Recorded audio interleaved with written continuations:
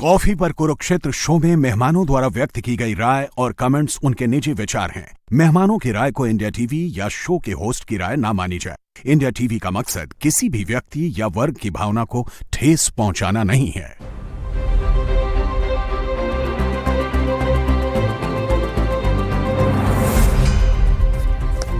नमस्कार, बहुत स्वागत आप सभी का। आप देख रहे हैं आपका प्रोग्राम कॉफी पर कुरुक्षेत्र। मैं हूं सौरभ शर्मा आपके साथ। प्रोग्राम में बातें करते हैं, बिल्कुल खुल्लम खुल्ला वो बताते हैं जो आपको कोई और नहीं बताता। और आज तो हम ऐसे शख्स की बात करने जा रहे हैं जिसके बारे में वाकई ऐसी बातें आपको जाननी चाहिए जो आपको कोई और नहीं बताएगा, लेकिन हम आपको बताएंगे। और ये बहुत ज़रूरी है कि उस आदमी को हम पढ़ें, समझें, इसके दिमाग को समझें, कैसे सोचता है, जो कहता है वो कर भी सकता है क्या। बात हो रही है डोनाल्ड ट्रंप की। तो आज एक तो प्रोग्राम बहुत इंपॉर्टेंट है और बहुत इंटरेस्टिंग इसलिए हुआ क्योंकि मेरे मेहमान बहुत इंटरेस्टिंग हैं आज। तो हमारे साथ प्रदीप सिंह जी आ चुके हैं। सर, बहुत स्वागत है आपका।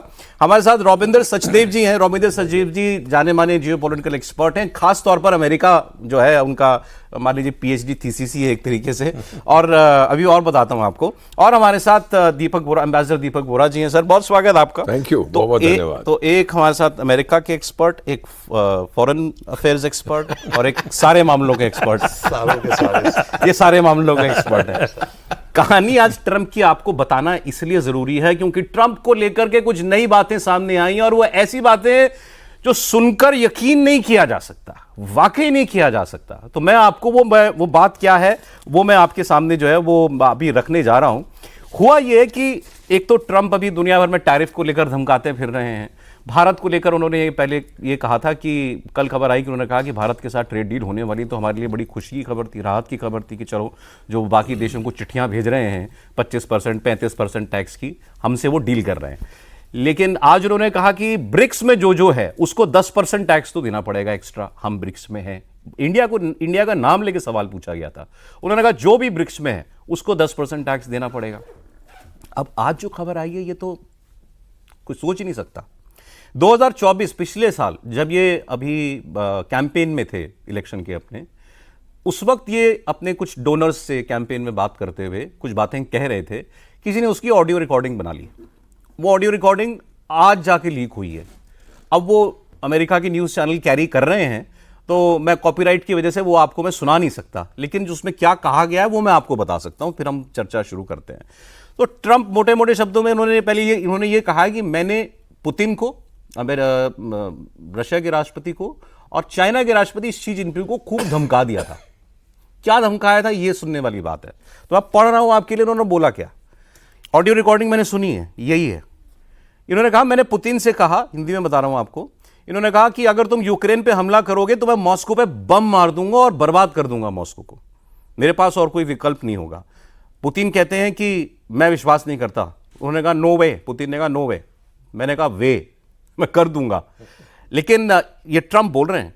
ये सच है कि पुतिन ने मेरी बात पर 10% ही भरोसा किया। इसके बाद मैंने चीन के राष्ट्रपति शी जिनपिंग से भी इसी तरह बात की।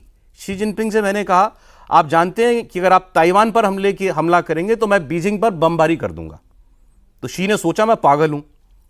उन्होंने कहा आप बम मार देंगे। मैंने कहा हाँ, मैं बम मार दूंगा, मेरे पास और कोई चॉइस नहीं है, मुझे बम गिराना होगा। अमेरिका बीजिंग पर बम गिराएगा। उन्होंने भी मुझ पर भरोसा नहीं किया।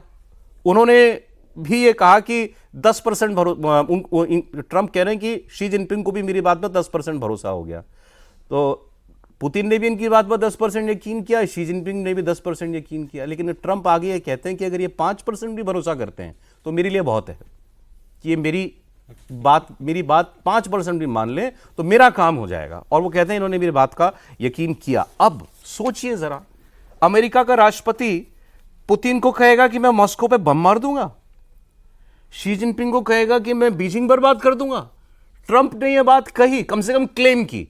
अब उनको कही या नहीं कही ये तो शी जिनपिंग जानते हैं या पुतिन जानते हैं, लेकिन ट्रंप ने यह बात क्लेम की है। ऑडियो वायरल है, सबने सुना है, मैंने भी सुना है।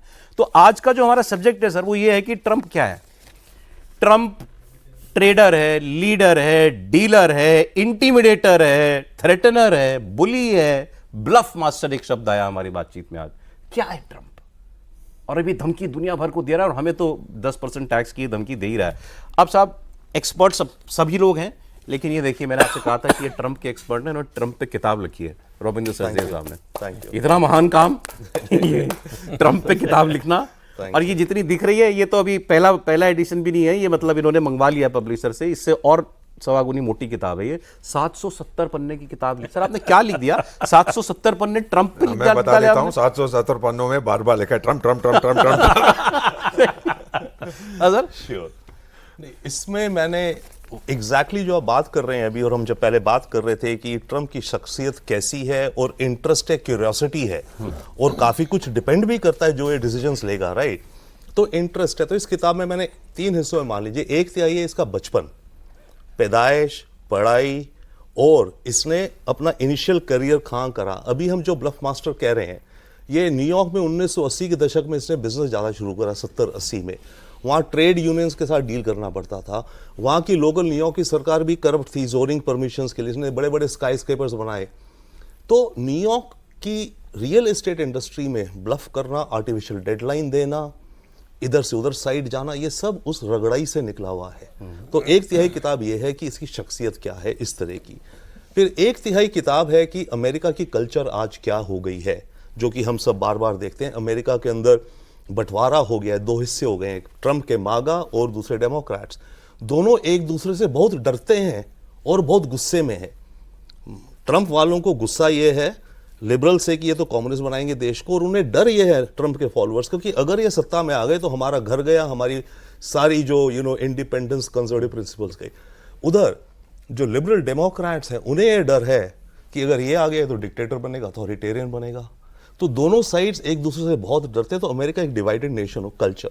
और एक तिहाई बुक मेरी है, मानो या ना मानो, how to negotiate with Trump. ये आपने क्रैक कर लिया? कुछ कर सकते हैं, क्रैक नहीं करा, बट हम जैसे मैं न्यूयॉर्क की बात कह रहा हूं, मैं तो बार बार ये कहता हूं हमारी फॉरेन मिनिस्ट्री को, कुछ diplomats, I hope Deepak sir will agree और ही विल कंप्लीटली अंडरस्टैंड, 1 साल के लिए न्यूयॉर्क में रियल एस्टेट इंडस्ट्री में इंटर्नशिप के लिए छोड़ देना चाहिए।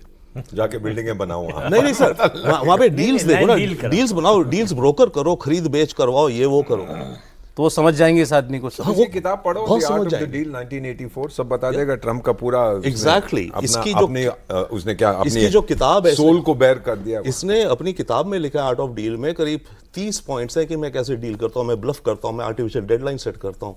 तो मैंने उन सब का तोड़ अपनी किताब में। मोटे तौर पे झूठ बोलता है, झूठ सत्य के साथ थोड़ा कमजोर है। Just leave it at that। झूठ, ये डिप्लोमेट झूठ बड़ा चढ़ा के बोलता है, कुछ झूठ भी बोलता है, कुछ सच भी बोलता है, सब मिश्रण देता है। अब जैसे इसने कह दिया कि मैं तो बीजिंग पे बम मार दूंगा, मैंने बोल दिया शी को, मैं मॉस्को पे बम मार दूंगा, मैंने पुतिन को बोल दिया। इससे पहले कि रविंद्र सचदेव साहब इसका जवाब दें, मैं आपसे कुछ कहना चाहता हूँ सर। एक तो first of all thank you very much, आपके प्रोग्राम में आए हो और आपने हमारे दोनों विशेषज्ञों को बुलाया, इनकी जानकारी मुझसे कहीं ज्यादा। Your programme is insanely popular, you are very very good. अब ये आपने पिंग पोंग की बात की ना, इसने टिंग टोंग से बात की थी, टिंगलिंग पिंगलिंग जो भी उसका नाम है, उसी से बात की थी। सारी जिंदगी ये टिंगलिंग गाली देता रहा एक व्यक्ति को, और जब उस व्यक्ति की उम्र 90 साल की हो गई तो टिंग पिंग घबरा गया कि अब क्या होने वाला है।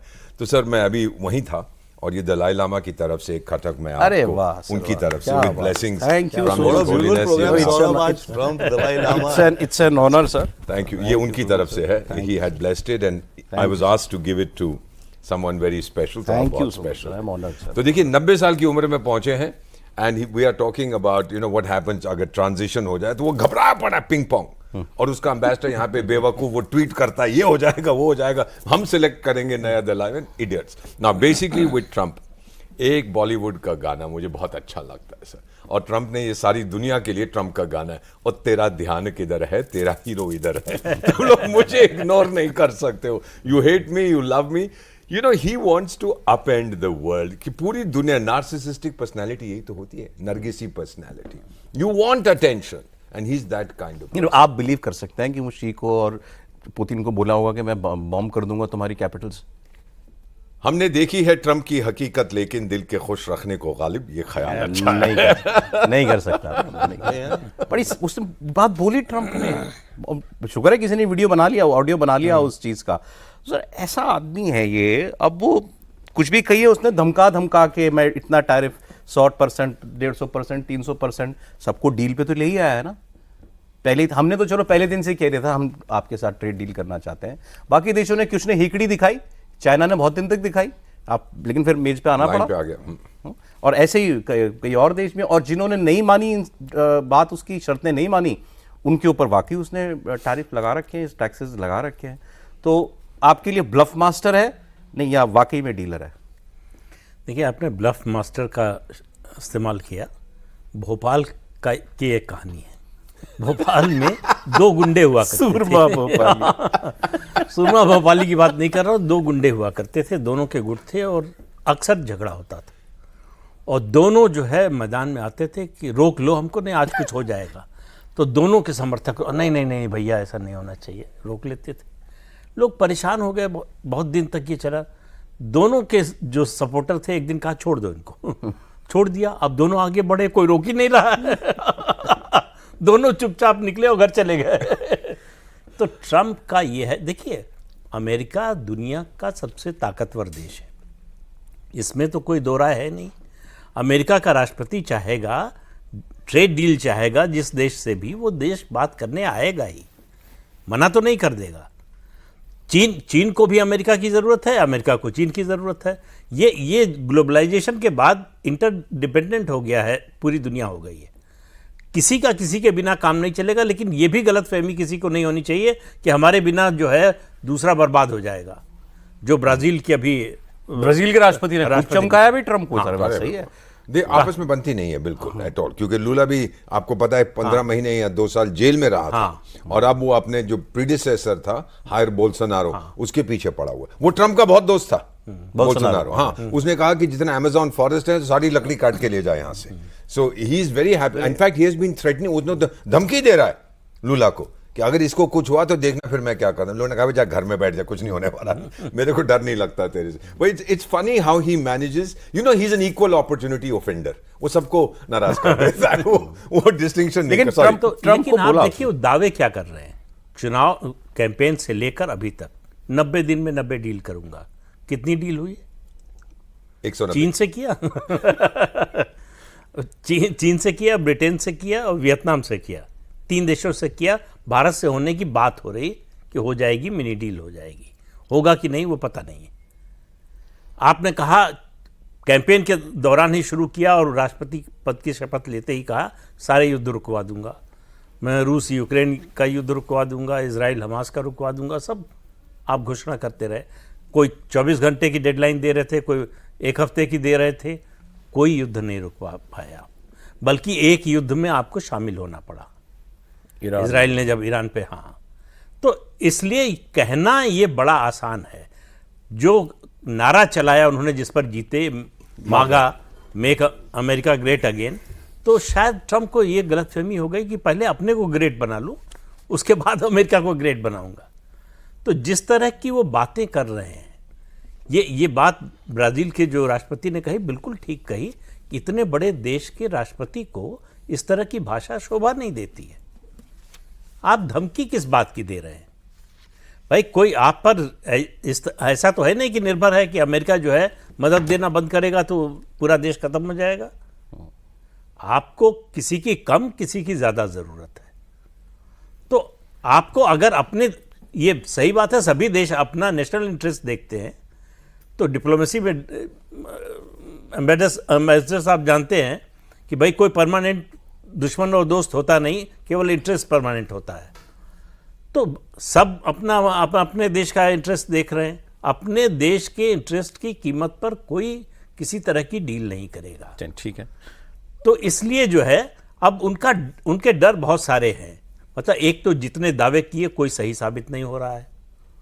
दूसरा, ये जो टैरिफ की बात कर रहे हैं, ये सुनने में तो कुछ लोगों को बहुत अच्छा लग रहा होगा कि धमका रहा है, टैरिफ लगा दे रहा है, लगा रहा है, लगा देगा। भाई ये टैरिफ पे कौन करेगा? ये तो अमेरिका के लोग करेंगे ना। नेचुरली भारत से आप सामान खरीद रहे हैं, उस पर 20%, 50%, 100% टैक्स लगा देंगे, तो वो टैक्स तो अमेरिका के लोग देंगे। ये सब सामान महंगा हो जाएगा तो लोग खरीदेंगे, महंगाई वहां बढ़ जाएगी। नहीं, बस एक चीज और है, ये टैक्स कम कर रहा है। ये कह रहा है कि मैं लोगों के हाथ में ज्यादा पैसा दूंगा खर्च करने के लिए, यानी इस हाथ से सामान महंगा कर देगा तो जो दिया अरे वो इसको भी मैं चला थोड़ा जाएगा। इंडियन कॉन्टेक्स्ट में लाता हूँ। एक तो हमारी डील होने वाली है, वो डील कहाँ तक पहुंची है, हमारे लिए कितनी इंपॉर्टेंट है, हमारे कौन से सेक्टर्स में ट्रंप की दिलचस्पी है, वो चाहता है कि ये सेक्टर अमेरिका की कंपनियों के लिए खोले जाएं, और हम किन सेक्टर्स में उसको घुसने नहीं देना चाहते। आप देश पॉलिसीज बनाते हैं तो किसी लीडर को ध्यान में रखकर तो नहीं बनाते, मेरी जितनी जानकारी है, तो आप बनाते हो लॉन्ग टर्म स्ट्रैटेजीज बनाते हो, देश के साथ रिश्ते कैसे हैं वो देख करके बनाते हो। अब ट्रंप जैसा जब आदमी आ जाता है तो how do you deal with him? मतलब ये तो कुछ भी कर सकता है। Couple of things, Trump overall respects strength, तो आपके पास स्ट्रेंथ होनी चाहिए। जितना आप स्ट्रांगर होगे इकोनॉमिकली या मिलिट्रीली भी जो हो, उतना ज़्यादा आपको इज्जत मिलेगी। वन कमिंग बैक, बात ये थी कि डील मास्टर या ब्लफ मास्टर, ये मानिए ये डील मेकर है, ब्लफ एक कंपोनेंट है। डील बनाने के लिए ब्लफ करना है, आर्टिफिशियल डेडलाइन देनी है, डराना है, धमकाना है, प्यार से उचकारना है, ये सब कर लेगा डील बनाने के लिए, राइट।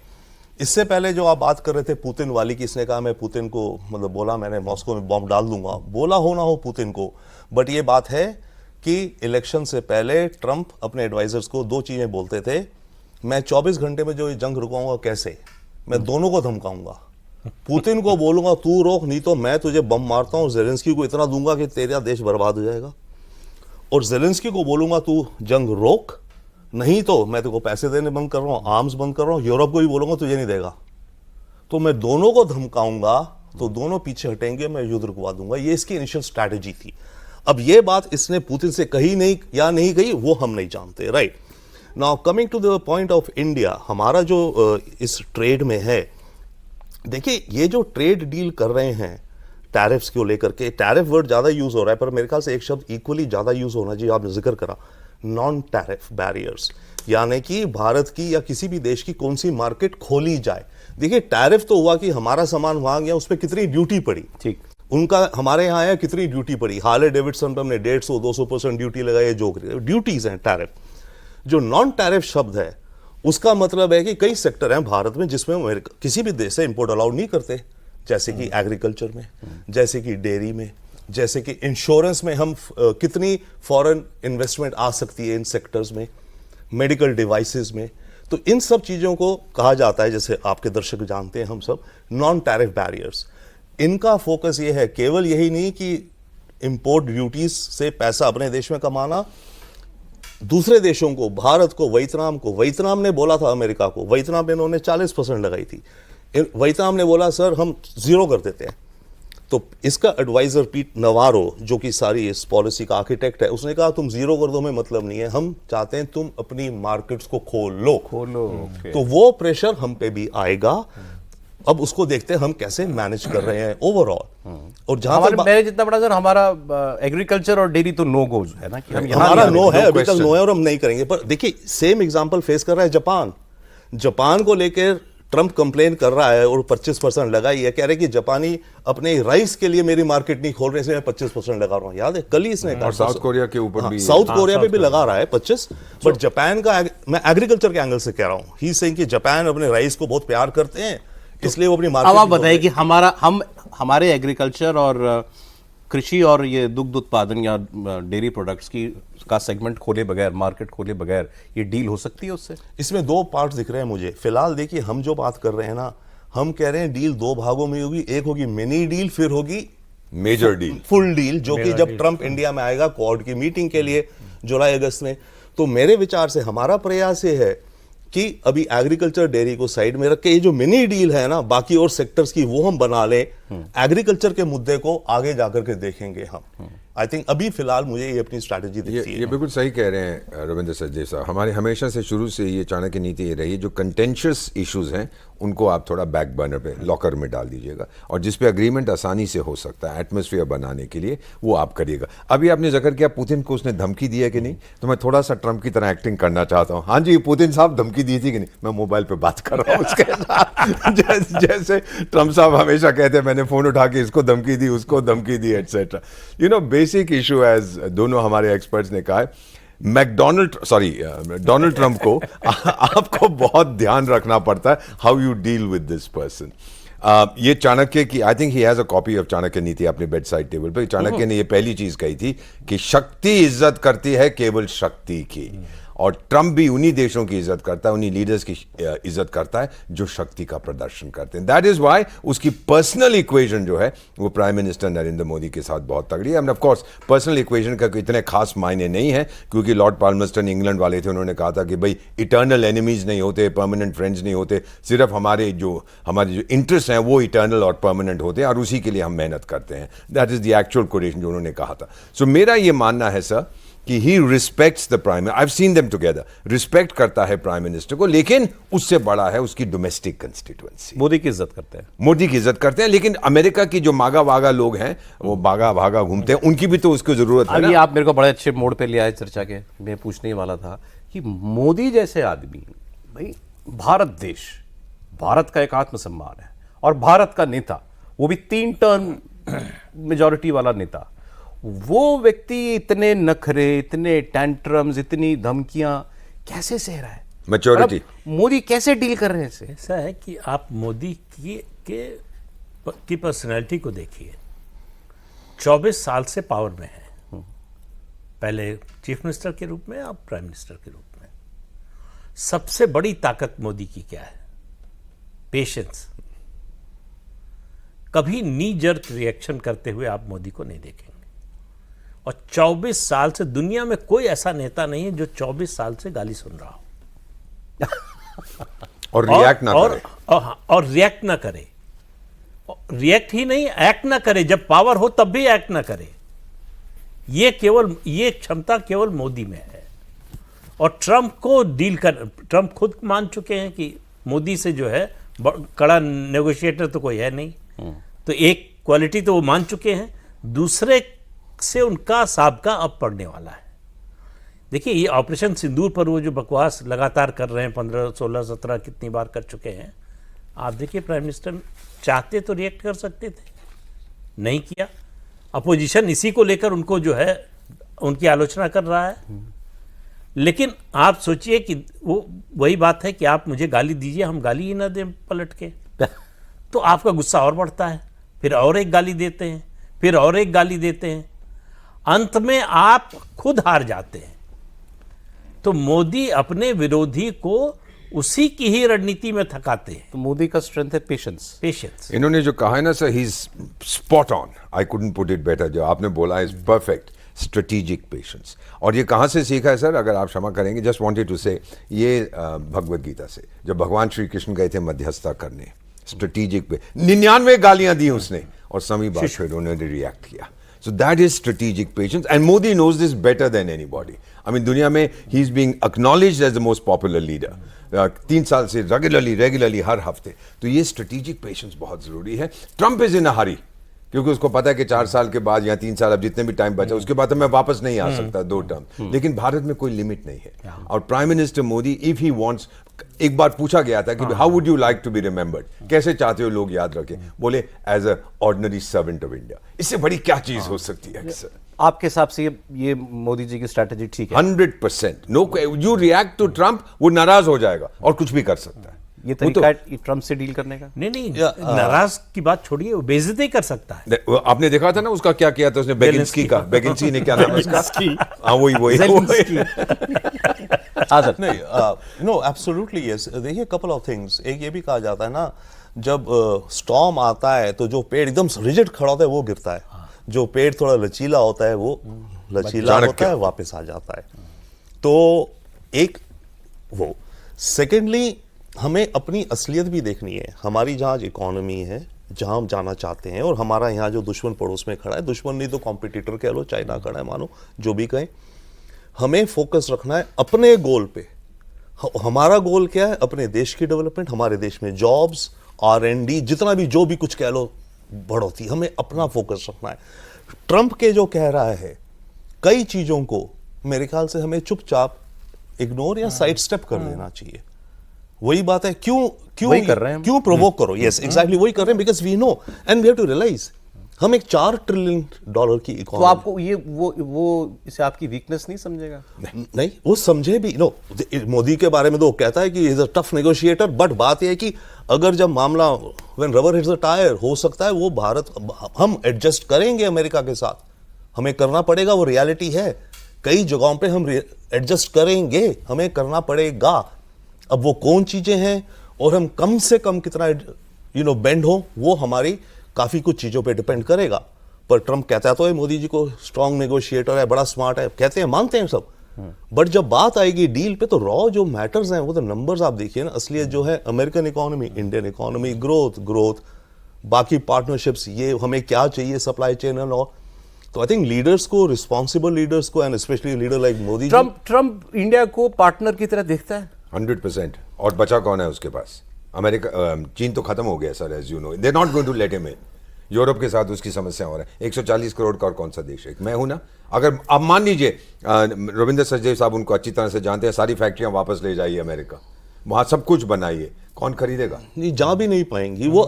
मान लीजिए कि चली भी जाती है थ्योरेटिकली, जाएंगे मेरे भी पास तो तब तक ट्रम्प जा चुके होंगे। Thank you very much. तो मैं ही खरीदूंगा और तो मार्केट उसके पास को, चाहे हार्ले डेविडसन हो, मुझे बड़ी अच्छी मोटरसाइकिल है, मेरे को किसी ने एक बार राइड दिया था उसके ऊपर।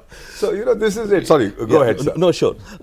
पॉइंट क्या था कि वो वीकनेस नहीं समझेगा, मैंने पूछा था आपसे इसमें। नहीं, वीकनेस नहीं समझेगा। एंड कि अमेरिका भारत को अपना दोस्त, पार्टनर मानता है। दो बहुत बड़ी चीजें हैं जिनको कोई बदल नहीं सकता। जिंदगी में कई चीजें बदल जा सकती है, जैसे पाकिस्तान की ज्योग्राफी नहीं बदल सकते, और पाकिस्तान अपनी ज्योग्राफी का फायदा उठाता है, राइट, चाइना से, अमेरिका से, राइट। इसी तरह से दो चीजें भारत के बारे में जो कोई बदल नहीं सकता। हम largest population on planet earth हैं और हम डेमोक्रेसी हैं, राइट। और ये दोनों चीजें अमेरिका के लिए बहुत एक एफिनिटी है। Largest population means largest market हो गए हम। चाइना तो एक अलग सिस्टम में है, तो फ्री वर्ल्ड में हम सबसे बड़ी मार्केट है, ओके। एंड सेकेंडली हम डेमोक्रेसी हैं। तो ये जो दो चीजें हैं, इनके चलते यस अमेरिका, देखिए इंटरेस्ट उनके भी अलग रहेंगे, हमारे भी, बट कॉमन काफी रहेंगे। तो बट इन दो इंटरेस्ट के कारण हमारे दो देश लॉन्ग टर्म में इफ ओवरलैप ना भी करें, ट्रेन की पटरी दोनों पैरेलल चलते रहेंगे। ठीक। नहीं, वैसे भी अमेरिका जो है एक साथ चीन और भारत दोनों से नहीं लड़ सकता। Thank you. दोनों को नाराज नहीं कर सकता है। उसको अगर चीन पर नियंत्रण रखना है, कंट्रोल रखना है, तो भारत की जरूरत है। उसके बिना वो नहीं कर सकता। दुनिया में और कोई देश अमेरिका की इसमें मदद नहीं कर सकता। ये ट्रंप से बेहतर शायद ही कोई जानता। मैं आपको तो इसलिए वो लिमिट टेस्ट कर रहे हैं। ये मतलब ये रूल जो है अभी ऑप सिंदूर में तो हमें सर उतना नहीं दिखाई दिया। चाइना खुल के पाकिस्तान का साथ दे रहा था, मौका था ना चाइना को आंख दिखाने का। अमेरिका चाहता तो भाई, हमें तो जरूरत नहीं थी कि हमारी कोई युद्ध में मदद करता। उसके बाद जो बातें हुई हैं उसमें अमेरिका को पाकिस्तान की जरूरत है। चीन ने जो किया, ये कोई छिपी हुई बात तो है नहीं कि चीन पाकिस्तान की मदद करता। 81% मिलिट्री हार्डवेयर चीन का है पाकिस्तान के पास। इससे बड़ी मदद और क्या होगा? सीपीईसी चीन बना रहा है पाकिस्तान में। उसके अलावा जो है, तो वहां ट्रंप का, वहां उसने अपना इंटरेस्ट देखा पहले।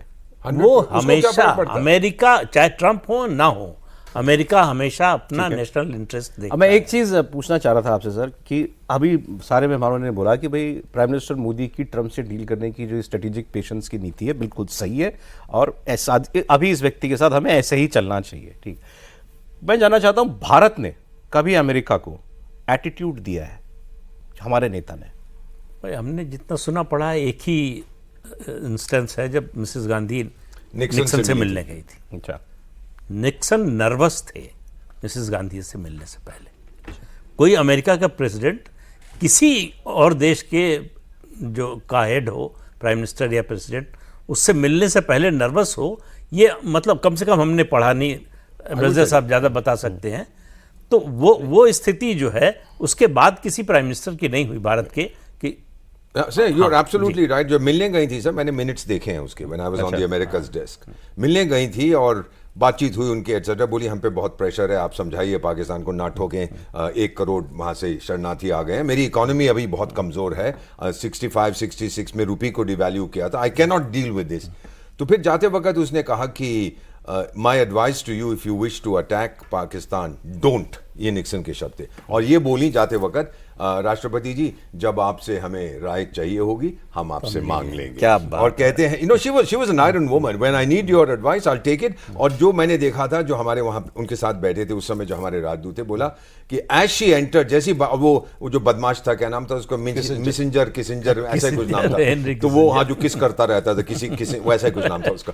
विद इन ही, हमारे राजदूत ने लिखा था कि विद इन 30 सेकेंड्स बर्फ जम गई थी कमरे के अंदर। Here was this tough lady, और जब जा रही थी, then the Kissinger made a comment, which was a bad comment, कि इस औरत ने तो हमें बेवकूफ बनाया है।